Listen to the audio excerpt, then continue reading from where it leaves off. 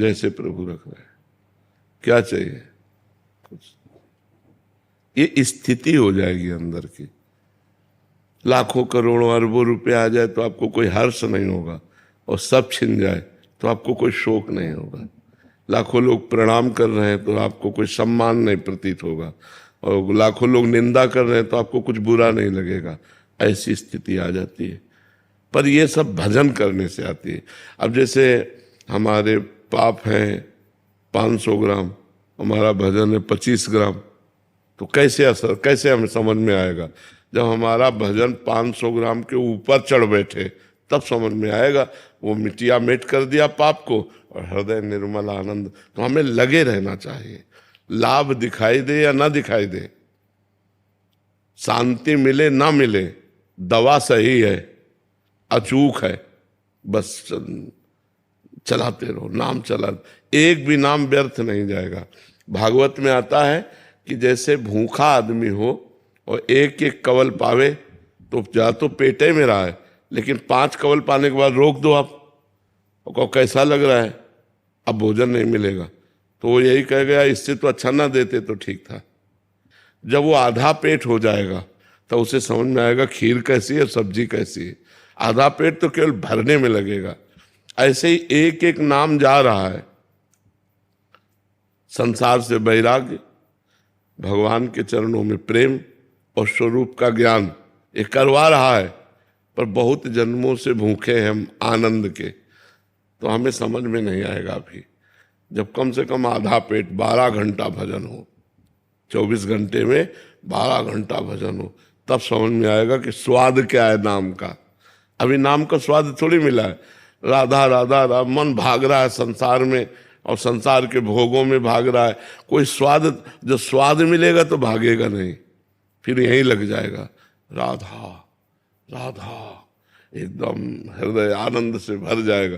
पर सत्य बात है कि नाम परम आनंदमय है, परम ज्ञान प्रदान करने वाला है, सब दुख मिटाने वाला है। तो हमको इसमें लगे रहना चाहिए। घाटा तो होना नहीं है, लाभ ही लाभ होना है। अरुण कुमार जी, राधे राधे। महाराज जी हम सांसारिक भोगों को भोगते हैं, पता होता है कि ये हमारे मार्ग में बाधा डालते हैं, तो क्या ये हमारे नाम जप में भी विघ्न डालते हैं? तो इससे हमारे कर्म बनेंगे या भोगों में फंसे रहेंगे या विघ्न रहेगा? अगर हम भोगों में रहेंगे तो नाम में रुचि ही नहीं रहेगी, और भोगों में सुख लगेगा तो भगवान प्यारे ही नहीं लगेंगे। भोगेश्वर प्रसक्ता नाम तयापहत चेतसाम व्यवसायत्मिका बुद्धि समाधो न विधीयते। जिसका भोगों ने चित्त अपहरण कर लिया है वो भगवत प्राप्ति का संकल्प भी नहीं बना सकता, सोच भी नहीं सकता।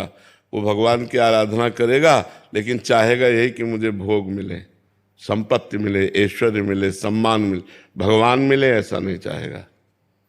जब भजन के बल से नाम जब जबरदस्ती किया जाता है, मन थोड़ी लगता है, जबरदस्ती किया जाता है, तो जब नाम, जैसे कड़वी दवा आंख मूंद के खाई जाती है कि अब खाना ही, अब ये तो दवा है, कड़वी है पर खाना है, तो अभी हमें नाम कड़ुआ लग रहा है, जबकि अमृत है, नामामृत है, लेकिन कड़ुआ लग रहा है। अगर हम यही नाम जब करते रहे तो धीरे धीरे भोगाशक्ति मिटा देगा। महाराज जी फिर हमें क्या संसार का जो घर गृहस्थ है उससे थोड़ा सा अलग रहना चाहिए?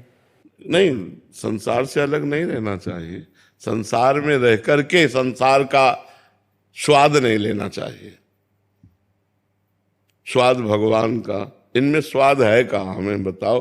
अगर स्वाद होता तो तृप्ति हो जाती। आप लोग तो गृहस्थ हैं, कहीं आपको ऐसा लगा कि हम कछुनाथ न चाहिए मोरे, मन में कुछ कमी सी रहती? हाँ, वही, वो कमी भगवान से ही पूरी होती। तभी कहा कहीं भी कुछ करो ना, एक अधूरापन रहता है, और मन हमको दिखाता है कि इस वस्तु में नहीं, इस वस्तु से शायद, इस व्यक्ति से नहीं, शायद इस व्यक्ति से। मन हमको गलत रास्ते में ले जाकर भटकाता रहता है, और बाद में जब एकांत बैठते हैं तो फिर वही तृष्णा, फिर वही भोग। तो चूंकि इसमें सार वस्तु नहीं है, इसलिए हम भटकते रहते हैं। अगर भगवान से हमारा चित्त जुड़ जाए तो ठोस वस्तु आ जाए। महाराज जी हर टाइम ना हैरानी परेशानी सी रहती है उसके। नाम जब तक हम नाम जप नहीं करेंगे तो ये है जो हमें चंचलता मन की परेशान करती है ना, वो तब तक रह जाएगी। ये सारा खेल मन का, चिंता, भय, शोक, उद्विग्नता, ये मन ही पैदा करता है जब भगवान से विमुख होता है। और भगवान के सम्मुख जब होता है तो निर्भय, निश्चिंत, निशोक एक आनंद आता है। तो नाम जप में कोई बाधा भी नहीं है, कोई पैसा भी नहीं खर्चा हो ना, और ऐसा नहीं कि इसमें कोई दिखावा हो। आप अंदर अंदर नाम जप करते रहो, अपने काम करते रहो। जब बात करना है तो भगवान को, हाँ बिल्कुल, हम सबसे प्रार्थना करते हैं कि नाम जप करो, इससे बहुत लाभ आपको मिलेगा, आपके पाप नष्ट होंगे, आपको आगे सुख मिलेगा। आप देख लेना, माना भारी विपत्ति आने वाली है, सबके जीवन में आएगी। आज तुम सुखी हो तो कल दुखी होना पड़ेगा, आज तुम दुखी हो तो कल सुख आएगा, ऐसा क्रम है माया का। तो सुख स्थायी नहीं है। जैसे रात है तो दिन आएगा, दिन है तो रात आएगी। तो जैसे हम दिन में रात की व्यवस्था कर लेते हैं, लाइट है, व्यवस्था सब फिट है, तो हमें रात अखरती नहीं है। ऐसे यदि हम भजन के बल से विपत्ति की व्यवस्था कर लेंगे, ज्ञान विज्ञान पढ़ा लिखा, शास्त्रों का स्वाध्याय, सत्संग, तो हमें पता है, फिर हम निपट लेंगे विपत्ति से। अगर हमने व्यवस्था दिन में नहीं की, रात्रि की, तो रात्रि आकर अंधकार में होकर के हमें भय प्रदान करेगी। इसलिए सुख के समय हम भगवान का इतना सुमिरन करें कि हम दुख से निपट पावें, क्योंकि आएगा दुख, सबके जीवन में आता है। जब भगवान राम और भगवान कृष्ण के जीवन में आया, जो अवतार थे, तो हम तुम तो मनुष्य हैं, हमारे तो जीवन में तो आएगा ही आएगा। नैतिक गुप्ता जी अजमेर से। राधे राधे महाराज जी, आपके चरणों में कोटि कोटि प्रणाम। महाराज जी, मेरा सवाल है कि आपने बताया था कि षड्विकार, काम, क्रोध, लोभ, मोह, मद मत्सर रूपी पेड़ की जड़ कट जाने के बाद भी कुछ दिन तक हरे भरे से प्रतीत होते हैं। प्रभु, ये कैसे पता चले कि इनकी जड़ें कमजोर हो चुकी हैं या कट चुकी हैं? जब हमारे हृदय में स्फुरणा मात्र हो, संकल्प न बनने पावे, क्रिया ना होने पावे, और भगवान का भजन साथ में चलता हो, समझे भी इनकी सत्ता नहीं रह गई। अगर भजन नहीं चल रहा तो फिर भजन चल रहा है और काम की स्फुरणा हो रही, समझे इनकी जड़ें कट गई हैं, अब ये नष्ट हो जाएंगे। और भजन नहीं चल रहा तो फिर वो षड्विकार तो मायाकृत हैं, वो फिर अपना प्रभाव दिखाते रहेंगे।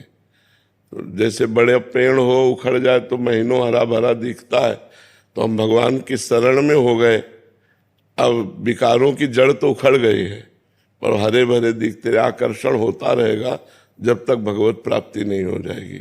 तो हम नाम जब चलाते रहे, इनका आकर्षण आएगा, चला जाएगा, इनमें दम नहीं रह जाती। और जब भजन नहीं होता तो इन्हीं का तो सारा खेल चल रहा पूरी सृष्टि में, कहीं काम, कहीं क्रोध, कहीं लोभ, कहीं मोह, कहीं मद, कहीं यही सब तो नचनी नाच नचाए हुए हैं सबको। उमादार जोशित की नाई, समय नचावत राम गोसाई, भगवान की माया के द्वारा सब नाच रहे हैं। विजय लक्ष्मी गौड़ जी छत्तीसगढ़ से। श्री हरिवंश महाराज जी, महाराज जी, क्या तत्व ज्ञान की प्राप्ति के बाद कालांतर में भगवत प्रेम की प्राप्ति होती है या दोनों चीजें साथ साथ चलती हैं? नहीं, साथ नहीं होती, दोनों अलग अलग है। तत्व ज्ञान जो होता है उस समय आत्म तत्व का दर्शन होता है, सब जगह एक आत्मा विराजमान है, दूसरा कोई नहीं है। और जो प्रेम होता है वो सब में श्री कृष्ण विराजमान है, श्री राम विराजमान, श्री राम में सब जग जानी। तो जब हम साकार भावना से सब में अपने भगवान को देखते हैं तो हम प्रेम मार्ग में जाते हैं, और जब हम तत्व रूप से, आत्मा रूप से देखते हैं तो हम ज्ञान मार्ग में जाते हैं। आत्म तत्व का सब जगह दर्शन करने वाला मोक्ष को प्राप्त होता है, और श्री कृष्ण का सब जगह दर्शन करने वाला प्रेम को प्राप्त होता है। वो आत्म प्रेमी है, वो श्री कृष्ण प्रेमी है। लेकिन ऐसा नहीं कि वो दिव्य लीलाओं में डूबेगा, क्योंकि वो ज्ञान मार्ग का है तो मोक्ष को प्राप्त होगा। और जो भक्ति मार्ग में वो प्रेम से युक्त होकर भगवान की रसमय दिव्य लीलाओं का रसास्वादन करेगा।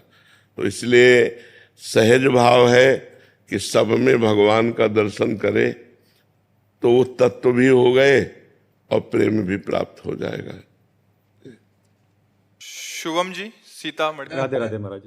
राधे राधे महाराज जी। सब पूज्य जनों से सुना है कि इस जन्म के अच्छे बुरे कर्मों का फल अभी नहीं तो अगले जन्म में जरूर मिलता है, परंतु हमें जो पिछले जन्म या अगले जन्म का कोई ज्ञान नहीं है, तो क्या इस कारण बुरे कर्मों का भय ना होने ही संसार के पाप और अधर्म का कारण है महाराज जी?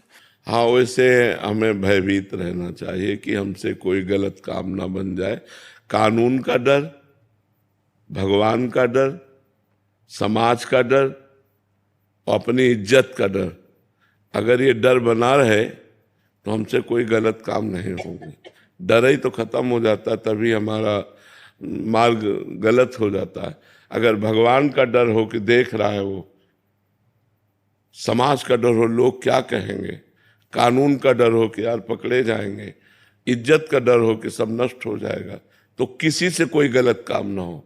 गलत काम होते ही है जहाँ ये डर खत्म हो जाते हैं। भगवान का डर, कानून का डर, समाज का डर, सम्मान इज्जत का डर जहाँ खत्म हो जाता है तो आदमी राक्षस हो जाता है, उसके अंदर आसुरी प्रवृत्ति आ जाती है और वो कुछ भी कर सकता है। तो हमें लगता है डर होना अच्छी बात है। यही डर ही डरप हरिवंश हित, जिनो भ्रमय गुण सलिल पर, जी नामन मंगल लोक त्यों, सुहरिपद भज न विलंब कर। जिनका नाम तीनों लोकों का मंगल करने वाला है, ये डरते रहो कि हमसे कोई गलती ना हो जाए और उन भगवान का नाम जप करते रहो तो आपको सही रास्ता मिलता रहेगा। गलत की तरफ जाने में आपको जलन पैदा होगी और भगवान बचा लेंगे। करो सदा तिनके रखवारी, जिम बालक राखे मातारी। इसलिए हमें भगवान की शरण होना चाहिए और भगवान का नाम जप करना चाहिए और गलत कामों से डरना चाहिए, क्योंकि आज नहीं तो कल वो मुझे दंड देंगे।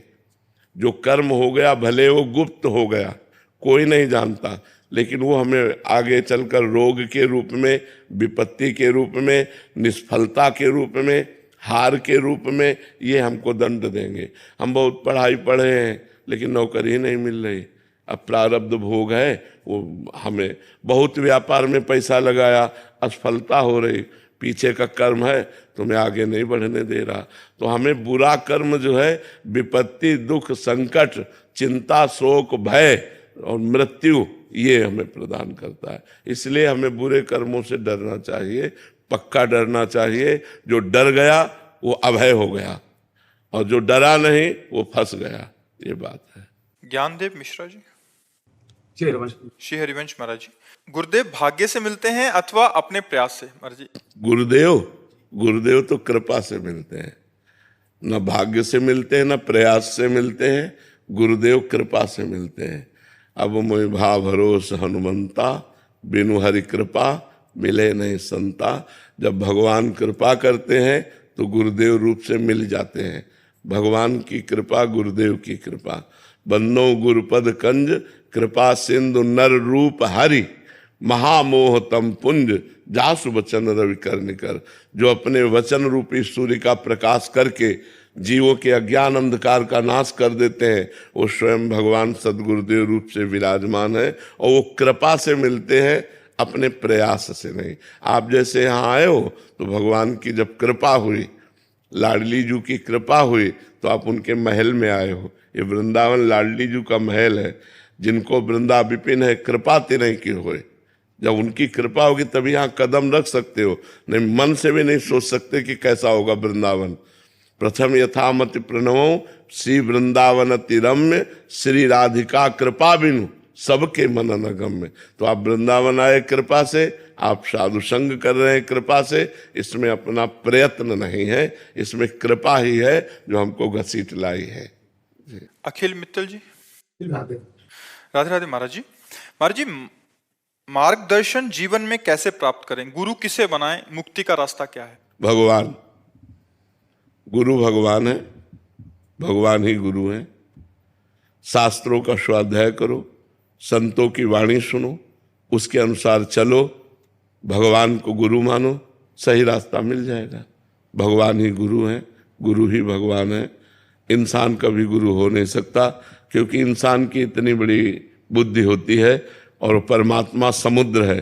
तो जैसे सीप समुद्र में नहीं समा सकता, ऐसे ही इंसान की बुद्धि इस माया से पार होने का रास्ता नहीं बता सकती, वही बुद्धि में बैठ करके रास्ता बताते हैं। अगर किसी को इस माया से मुक्त होने का रास्ता मिला तो भगवान से मिला।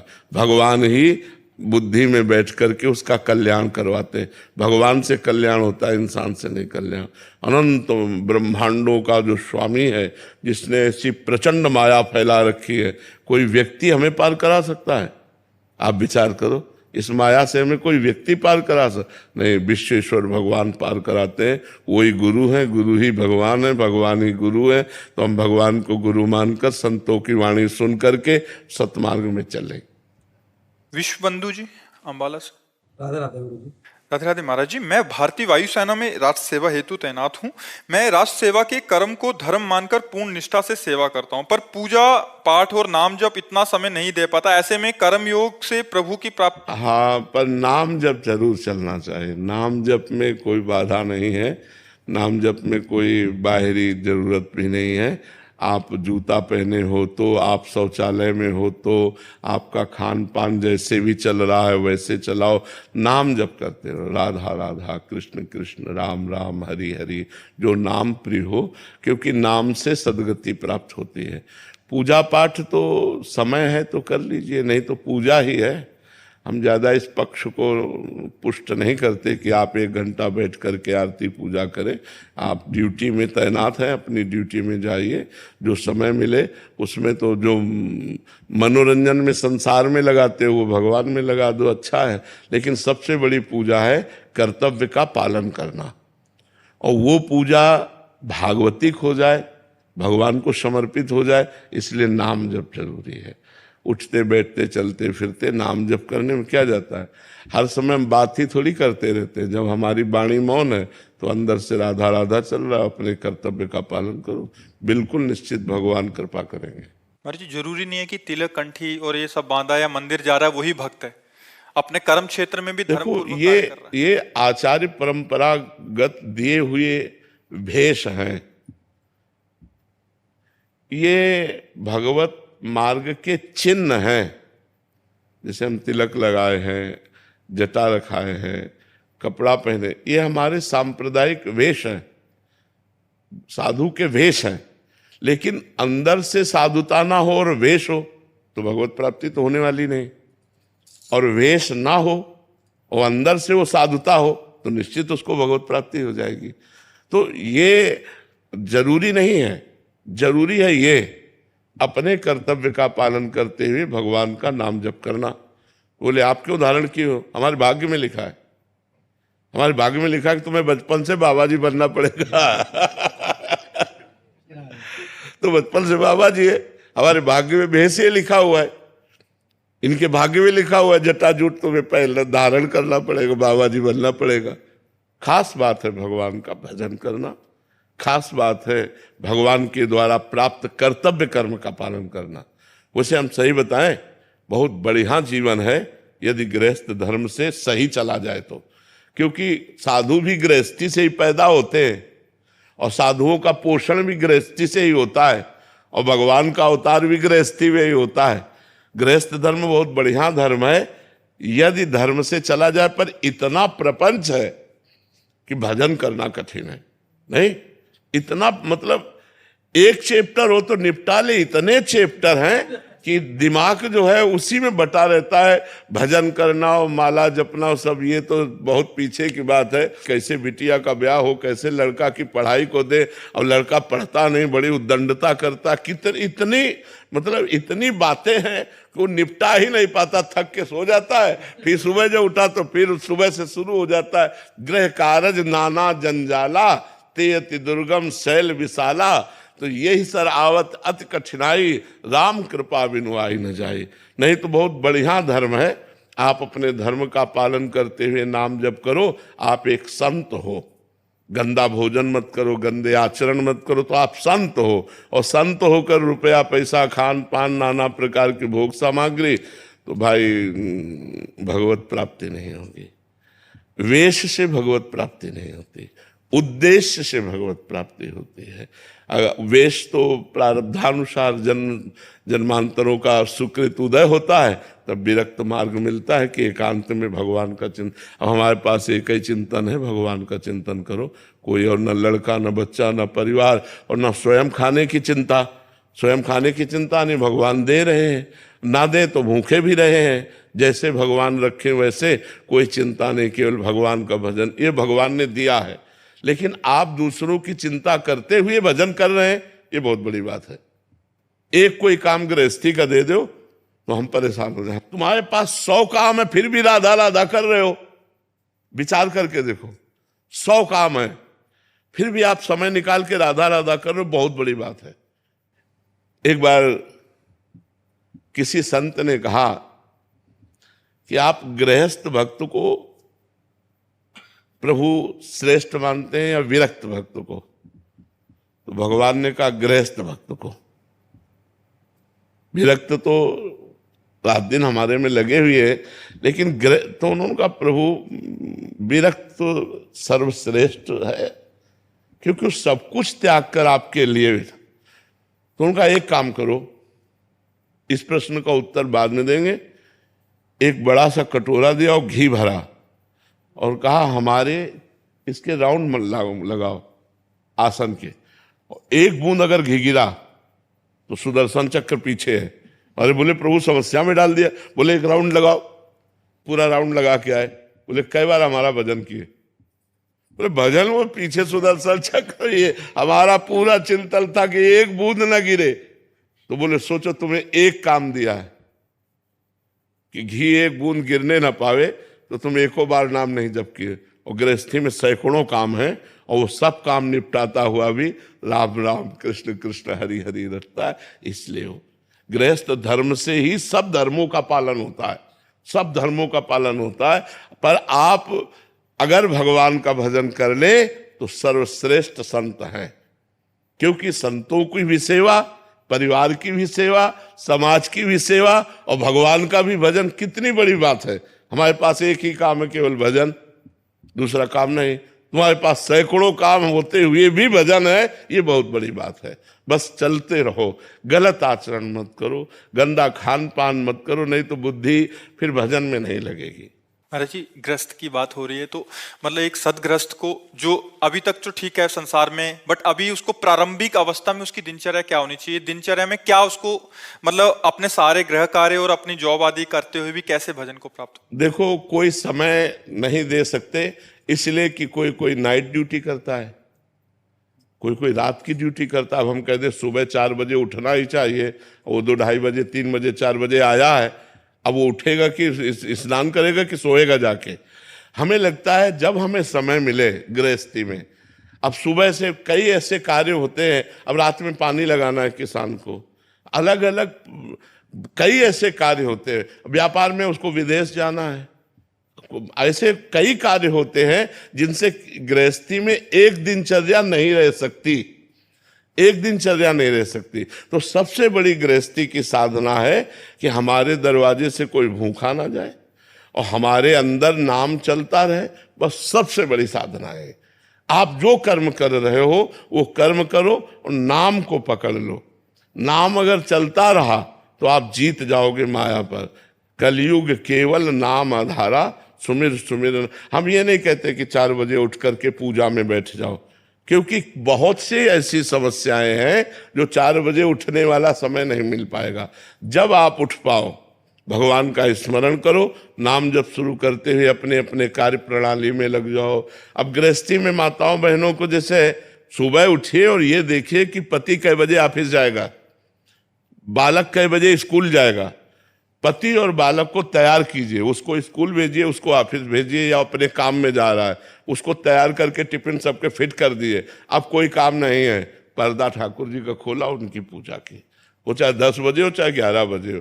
अब पति को ऑफिस जाना, बच्चे को स्कूल जाना और तुम पूजा का विस्तार कर रहे हो तो सब बिगड़ जाएगा? नहीं बिगड़ जाएगा। वो तो हमें लगता है गृहस्थ धर्म में अपने संबंधों का निर्वाह करना ही सबसे बड़ी पूजा है। अपने पति को भगवान मानना, पुत्र में भगवान को देखना, सुंदर भोग बना के उनको पवाया, टिफिन लगा दिया, उनको भेज दिया, ये गृहस्थी में ये नहीं कि भाई हम तो कर लो तो तुम्हारा मन हो करो, नहीं हम पूजा, वो तो हमें लगता है अपने कर्तव्य का पालन करना सबसे बड़ी पूजा है। अपने कर्तव्य में चूक गया तो पूजा पूजा नहीं है। हम एक पूजा शब्द से हमारे दिमाग में एक बात आ जाती, ठाकुर जी की छवियां, आरती, अगरबत्ती लगा, ये हमें लगता है कि यही पूजा नहीं है, यही पूजा नहीं है। अगर यही पूजा होती तो श्री कृष्ण कर्मण्येवाधिकारस्ते मा फलेषु कदाचन, भगवान ने आदेश किया कर्म के लिए। भगवान कहते हैं अपने कर्म को करो, फल की आकांक्षा मत करो, सबसे बड़ी पूजा है। और भगवान ने कहा मामुनिस्मरण, मेरा स्मरण, अनन्य चेता सततम यो माम स्मरति नित्य सा, जो निरंतर मेरा स्मरण करता है, ये सबसे बड़ी बात है। राधा राधा राधा राधा, कृष्ण कृष्ण कृष्ण, ये तो चलते फिरते उठते बैठते वो सब ठीक हो जाएगा। राधे राधे महाराज जी, आपके चरणों में कोटि कोटि प्रणाम। महाराज जी, एक नए साधक की साधना बहुत बार टूटती है, जिससे मन कमजोर और निराशा का अनुभव करता है। मतलब साधना का कोई नियम बनाते हैं तो टूट जाता है महाराज जी, मन को दोबारा साधना में लगाना कठिन हो जाता है। ऐसे में क्या करूं, उस वक्त मन को कैसे समझाऊं? मैं बाहर लंदन में रहती हूँ, वहां केवल सत्संग ही है मेरे पास। देखो, इसमें सबसे कमी जो है 2 पॉइंटों की, एक ब्रह्मचर्य, एक आहार। हमारा आहार अपवित्र होगा तो जैसा खाए अन्न वैसा बने मन, और हमारा ब्रह्मचर्य ठीक नहीं होगा तो स्मृति पर प्रभाव पड़ेगा। स्मृति, दृढ़ता, संकल्प पूर्णता, ये ब्रह्मचर्य से संबंध रखते हैं। अगर हमारा ब्रह्मचर्य है तो दृढ़ संकल्प, स्मृति का प्रवाह उसी ब्रह्मचर्य से पुष्ट होता है। ब्रह्मचर्य है एक उत्साह, ब्रह्मचर्य है हर नियम पालन। नियम टूटना 2 कारण, आहार अशुद्धि और ब्रह्मचर्य ठीक ना होना। चाहे गृहस्थ हो चाहे विरक्त हो, एक गृहस्थी में एक सीमा तक ब्रह्मचर्य है और विरक्ति में आजीवन ब्रह्मचर्य है। ब्रह्मचर्य जरूरी है। जो ब्रह्मचर्य है वो शरीर को पुष्ट रखता है, अध्यात्म की तरफ हमें प्रेरित करता है, उत्साह बढ़ाता है। ब्रह्मचर्यहीनता, स्मृति विहीनता, बार बार कसम टूट जाना, नियम तोड़ देना, शरीर में एक प्रमाद स्थिति बने रहना, ये सब रहता है। तो आप 2 चीज़ों में सुधार कर लीजिए, आहार शुद्धि कर लीजिए और ब्रह्मचर्य पर दृष्टि रखिए और नाम जप कीजिए। देखो अभी ठीक हो जाएगा, सब ठीक हो जाएगा। पल्लवी जी अलीगढ़ से। सादर प्रणाम महाराज जी, आपके चरणों में कोटि कोटि प्रणाम। महाराज जी, मंत्र जाप से वर्तमान जीवन के दुख तकलीफ कम होती है या अगले जन्म के? अरे पूछो मत।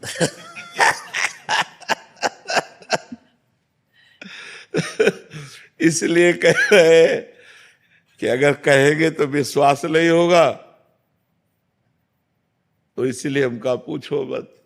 अगर हम कहते हैं कि दुख मिट जाता है तो आप उंगली हमारे ऊपर उठा दोगे। तो अगर कहोगे मंत्र जपने से क्या दुख मिट जाते हो, अगर हम कहते हैं हाँ, तो आप कहोगे आप ही भोग रहे हो, अभी तक क्या मंत्र नहीं जप पाए क्या?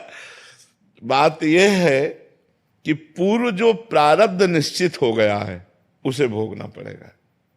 जिसे प्रारब्ध कहते हैं उसे भोगना पड़ता है। जो नया कर्म है और जो पुराने संचित कर्म है, ये दोनों नष्ट हो जाते हैं भजन से। प्रारब्ध नष्ट नहीं होता, प्रारब्ध भोगना पड़ता है।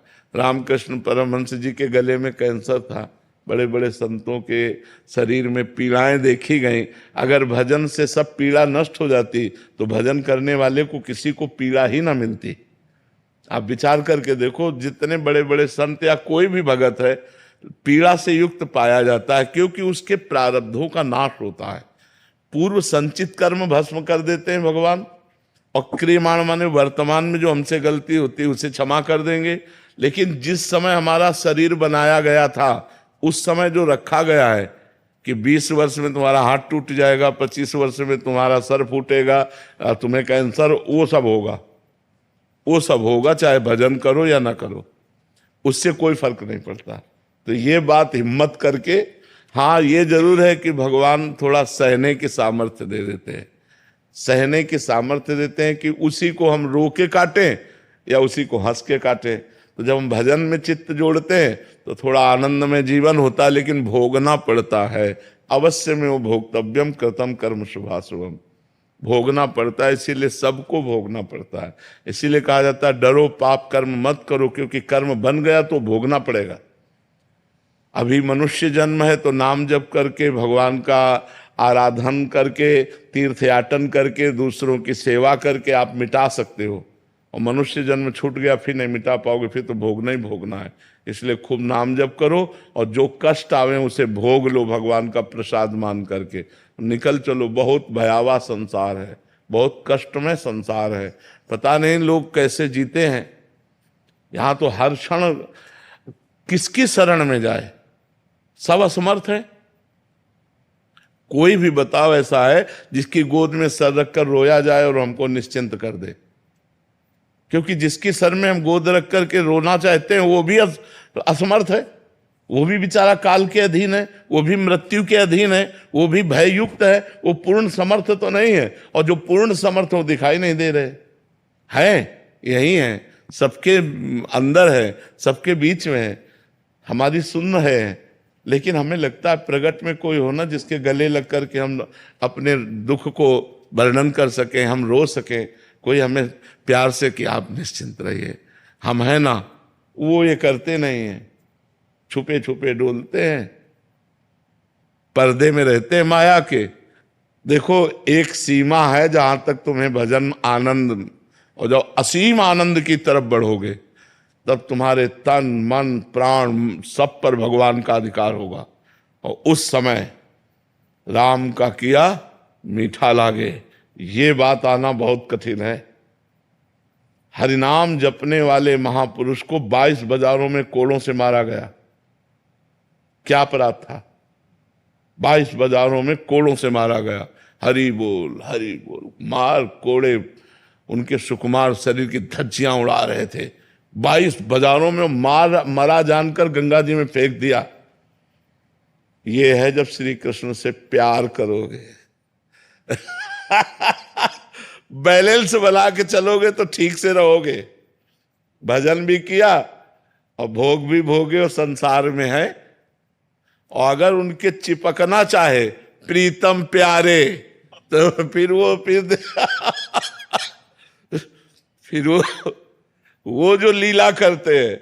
देखो प्रहलाद जी बड़े बड़े भक्तों के चरित्रों में देखो, प्यार करते हैं पर फिर परीक्षा लेते हैं। तुम्हें तन से प्यार है या मेरे से प्यार है, प्राणों से प्यार है या मेरे से प्यार है, परिवार से प्यार है या मेरे से प्यार है, यश कीर्ति से प्यार है या मेरे से प्यार। ये उनकी परीक्षा में वही पास करवा दे तो करवा दे, नहीं तो पास होना बहुत कठिन है। तो हमें लगता है कि भगवान की शरण में होकर भगवान का नाम जप करते हुए आए हुए दुख सुख को भोग लें और भगवान से प्रार्थना करें कि मुझे इतनी क्षमता दो कि मैं आपके विधान को जान करके हम इस दुख सुख को सुख में फूले नहीं और दुख में भूले नहीं, आपको निरंतर याद करें। बकाया है बहुत कठिन मार्ग, कोई सरल मार्ग नहीं, भक्ति बहुत कठिन मार्ग है। मतलब आप कदम कदम पर कांटे बिछाओ और इसके बाद आपकी हम जय बोलें, ऐसा मार्ग है। हम चल रहे हैं और आप कदम कदम पर हमारे कांटे बिछाओ और हम आपका मंगल मनाएं कि तुम सुखी रहो, तुम्हें कभी दुख न हो, भगवान तुम पर। यह है संत का मार्ग। करत जे अनशहन निंदक तीनों पे अनुग्रह कियो। जो तुम्हारी निंदा करे, जो तुम्हारा अपमान करे, जो तुम्हें दुख दे, उनका मंगल मनाओ। कैसे हो सकता है? कितना कठिन है संत मार्ग, भक्त मार्ग कितना कठिन है। कह रहे कि अगर तुम्हें कोई गाली दे रहा है, अगर तुम्हारा कोई अपमान कर रहा है, तो तुम उसका मंगल मनाओ, स्वस्थ रहो, तुम्हारे ऊपर भगवान की कृपा रहे, तुम्हें कभी कोई दुख ना मिले। किसको? जो हमें दुख दे रहा है, जो हमें कष्ट दे रहा है। ये बड़ा मार्ग जो भक्त, इसीलिए तो कहा गया मोरे मन प्रभु विश्वासा, राम ते अधिक राम कर दासा। भगवान का भक्त भगवान से भी बढ़कर है, क्योंकि ये वास्तविक भक्ति आना ये बहुत कठिन बात है। थोड़ा माला घुमा लेना, आरती पूजा कर लेना, मौज मस्ती से जीना, ये तो ठीक है, लेकिन पूरा का पूरा जीवन भगवान के लिए अर्पित कर देना, फिर वो थोड़ा कठिन है, फिर कठिन है। गुरुदेव जी, अगर किसी के पास गुरु मंत्र नहीं है तो हर कोई राधा नाम का जाप कर सकता है? बिल्कुल कर सकता है, बिल्कुल कर सकता है, सब कोई कर सकता महाराज जी आप सुप्रीम कोर्ट के जज हैं। है। अच्छा, आपने जो सरल भाव में भक्ति क्या है वो बताया, धन्यवाद महाराज जी। जी प्रयास यही रहता है हमारा तो कि जी, कार्य करते करते स्मरण होता रहे। हाँ बिल्कुल, अपने कर्तव्य को ही पूजा समझे। कर्तव्य में भय और प्रलोभन का त्याग करके अपने शपथ वही है हमारी। हाँ, अपने कर्तव्य का भय और प्रलोभन से यदि हम हट करके तो हमारी कर्तव्य पूजा हो जाएगी। अगर भयवश कुछ हुआ या प्रलोभनवश कुछ हुआ तो हमारी पूजा में बाधा पड़ जाएगी। हमें समय मिले तो और भी पूजा करें, नहीं सबसे बड़ी पूजा है अपने कर्तव्य का पालन करना, जो भगवान ने हमें कर्तव्य दिया, और नाम जप कर अंदर ही अंदर भगवान का स्मरण करता रहे। स्वयं का प्रश्न है बाबा, निंदा, अपमान, ईर्षा, इसको कैसे मैं सहन और कर सकूं? क्योंकि जब तक सब में अपने हम प्रभु को नहीं देखते तब तक कहीं ना कहीं अभी गुण दिखाई देते हैं तो हम प्रशंसा कर देते हैं, और दोष दिखाई देते हैं तो निंदा कर देते हैं। लेकिन जब प्रभु को देखते हैं तो फिर गुण दोष नहीं दिखाई हमारे देते। संसार में रह रहे हैं तो ये थोड़ा सा हमें फेस करना पड़ता है। हाँ हाँ, संसार पर बाहरी करो, अंदर से सब में प्रभु को देखो तो बढ़िया रहेगा। बाहरी में तो जरूरत पड़े तो डांट भी देना है, लेकिन अंदर से यही मानना है कि प्रभु आपने सेवा दी है, सब में प्रभु विराजमान है। ये भावना के बिना राग द्वेष जाता नहीं है, और राग द्वेष जब तक रहता है तो जन्म मरण बना रहता है। सब में लाडली जी विराजमान है, सब में ठाकुर जी विराजमान है। पर अब अगर चोर रूप से ठाकुर जी आएंगे तो डंडा रूप से पूजा तो होगी नहीं, उसमें परेशान नहीं होला। ये फेस करना पड़ता है। हाँ बिल्कुल बिल्कुल बिल्कुल बिल्कुल बिल्कुल।